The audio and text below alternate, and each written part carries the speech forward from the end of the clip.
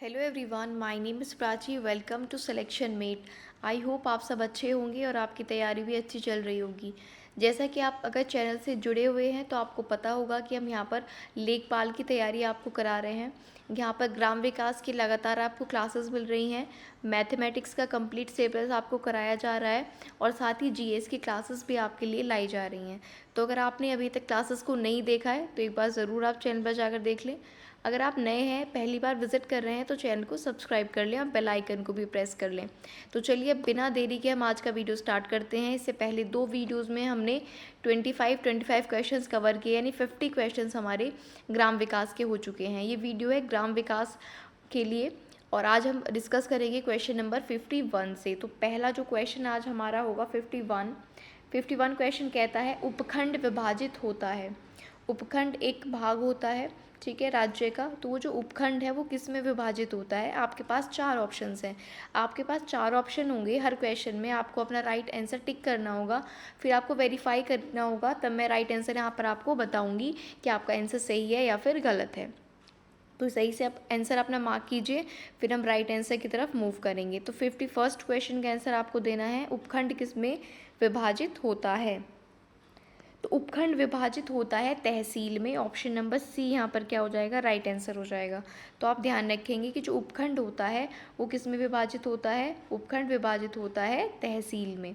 चलिए next question की बात कर लेते हैं। 52 कलेक्टर के पद के सृजन का श्रेय किसको जाता है। यानी कि जो कलेक्टर का पद है वो किसने बनाया था, किसको उसका श्रेय जाता है, जिसने कलेक्टर का पद सृजित किया था। 4 ऑप्शन आपके पास हैं और आपको राइट आंसर यहाँ पर मार्क करना है।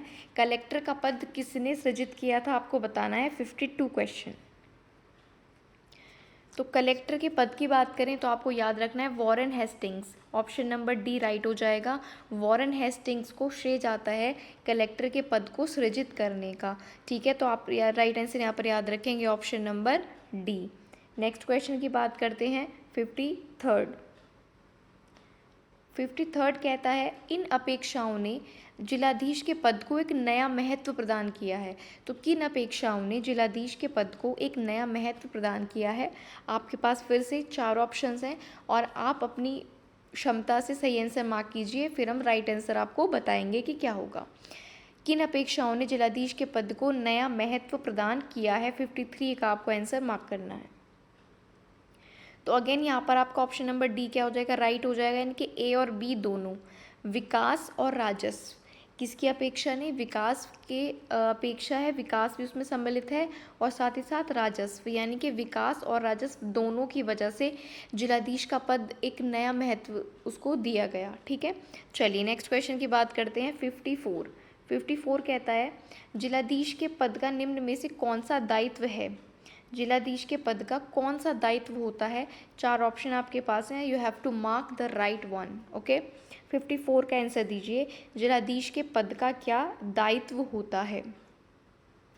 तो यहाँ पर अगर हम राइट आंसर देखें तो ये तीनों आपके क्या होंगे, करेक्ट होंगे, यानी कि ऑप्शन नंबर 4 राइट हो जाएगा। जिलाधीश जो वर्ड है इसमें क्या क्या सम्मिलित होता है, जिलाधिकारी, कलेक्टर, जिलाधीश और विकास अधिकारी। ठीक है, ये तीनों इसके ही दायित्व होते हैं, किसके, जिलाधीश के। तो ये आपको यहाँ पर याद रखने हैं। चलिए 55 क्वेश्चन की बात करते हैं। 55 क्वेश्चन कहता है जिलाधीश के पद से संबंधित विरोधाभास क्या है। जिलाधीश के पद से संबंधित एक विरोधाभास है, वो क्या है ये आपको बताना है।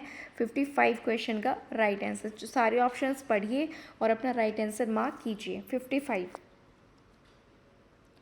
तो विरोधाभास क्या है जिलाधीश के पद से, कि यह कार्य तो करता है राज्य सरकार के लिए लेकिन उसके पद की शर्तें नियंत्रित होती हैं केंद्र सरकार से। ठीक है, कार्य करता है राज्य के लिए लेकिन नियंत्रित होता है केंद्र द्वारा। तो ये इसके पद से संबंधित क्या है, विरोधाभास है। तो ये आपको ध्यान रखना है। चलिए हम नेक्स्ट क्वेश्चन की बात कर लेते हैं। 56 क्वेश्चन कहता है संभागीय आयुक्त का मुख्य कार्य क्या है। जो संभागीय आयुक्त होता है उसका मुख्य कार्य क्या है आपको ये बताना है। 4 ऑप्शन आपके पास हैं। तो यहाँ पर अगर हम बात करते हैं राइट आंसर की तो वो होगा ऑप्शन नंबर डी। संभागीय आयुक्त का मुख्य कार्य है समन्वय, नियंत्रण और मॉनिटरिंग करना।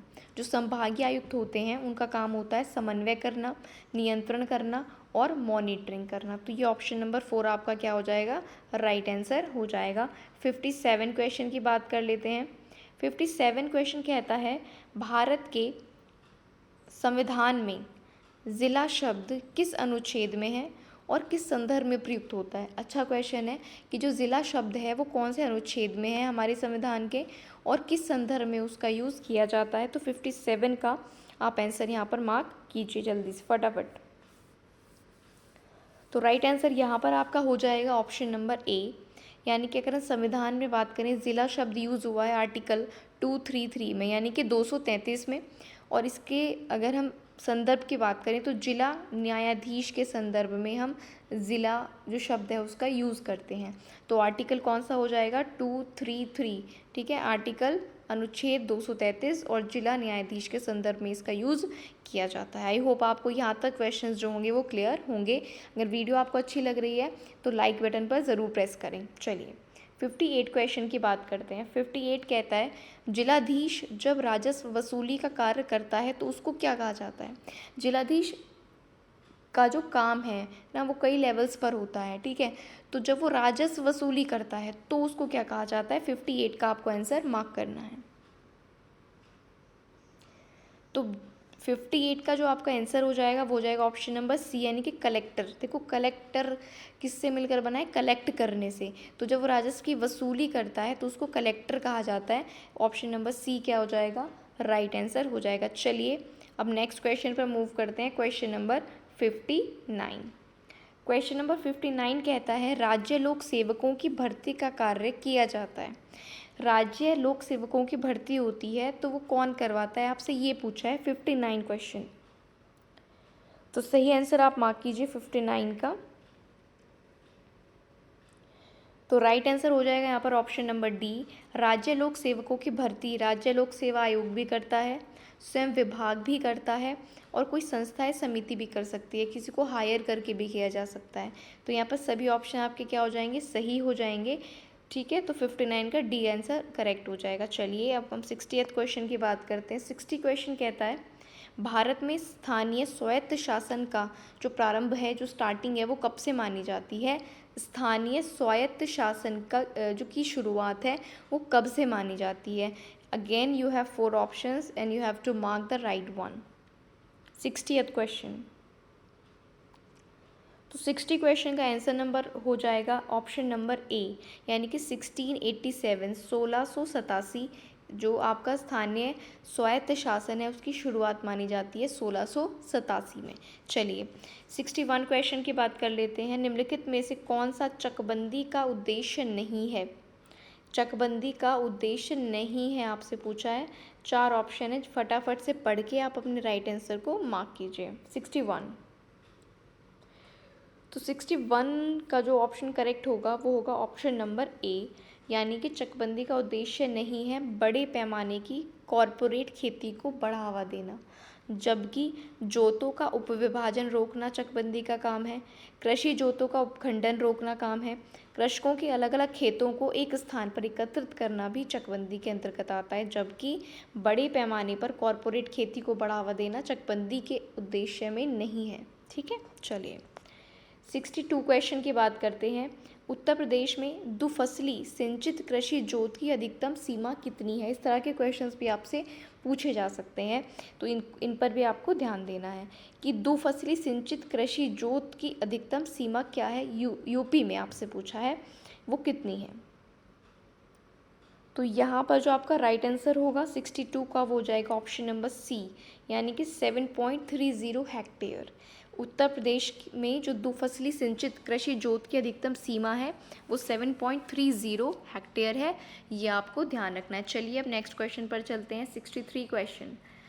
63 कहता है भूमि सुधार कार्यक्रम को सर्वाधिक सफलता किस राज्य में मिली है। इंपॉर्टेंट क्वेश्चन है। भूमि सुधार से रिलेटेड जितने भी क्वेश्चन हैं वो बहुत ही इंपॉर्टेंस रखते हैं, तो इनको आप बिल्कुल भी हल्के में ना लें। तो भूमि सुधार कार्यक्रम को सर्वाधिक सफलता कौन से राज्य में मिली, अपना राइट आंसर जल्दी से मार्क कीजिए, फिर हम यहाँ पर देखते हैं कि इसका राइट आंसर क्या होगा।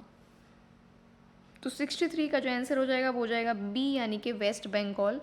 तो भूमि सुधार कार्यक्रम को सर्वाधिक सफलता मिली है वेस्ट बंगाल में। चलिए 64 क्वेश्चन की बात कर लेते हैं। उत्तर प्रदेश चकबंदी अधिनियम, वेरी वेरी इंपॉर्टेंट।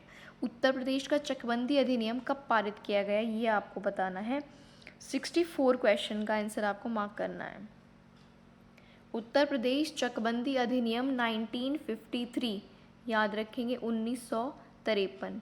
ये क्या है, उत्तर प्रदेश का चकबंदी अधिनियम है। कब आया था, 1953 में। ऑप्शन सी यहाँ पर क्या हो जाएगा, राइट आंसर हो जाएगा। चलिए ध्यान रखना, उत्तर प्रदेश चकबंदी अधिनियम कब आया था, 1953 में।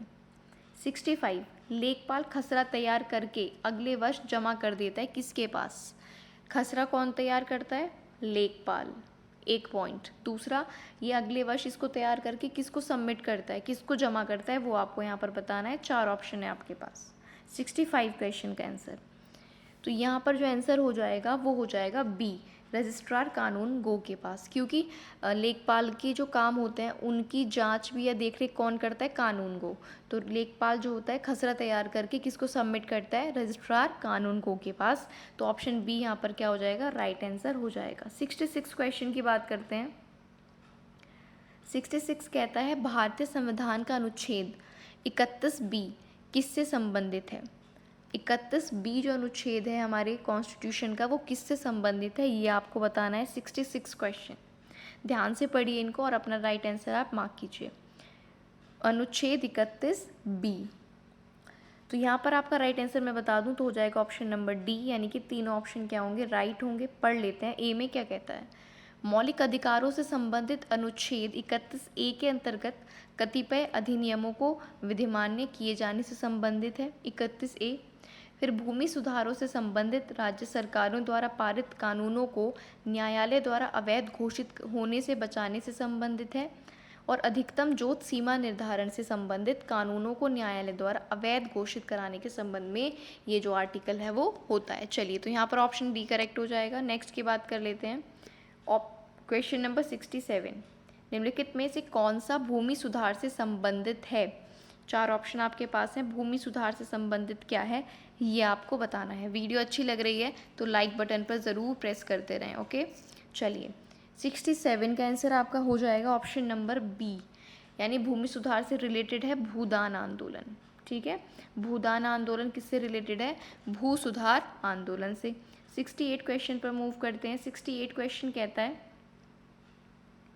भूदान आंदोलन के बारे में कौन सा कथन असत्य है, यानी कि गलत है। अभी हमने पढ़ा भूदान आंदोलन भूमि सुधार से संबंधित है, तो इसके बारे में एक कथन है जो इन चारों में से गलत है, बाकी 3 सही है। तो कौन सा गलत है ये आपको बताना है, बताइए जल्दी से। 68 क्वेश्चन का ऑप्शन नंबर सी करेक्ट हो जाएगा, यानी ये संबंधित नहीं है। तो जो संबंधित है हम वो पढ़ लेते हैं भूदान आंदोलन से। पहला कहता है यह आंदोलन सर्वोदय नेता संत विनोबा भावे द्वारा प्रारंभ किया गया था। ये इसका सबसे इम्पॉर्टेंट पॉइंट है कि भूदान आंदोलन किसने शुरू किया था, विनोबा भावे ने। दूसरा कहता है यह आंदोलन सर्वप्रथम तेलंगाना के पोचमपल्ली गांव से 1951 में शुरू किया गया था।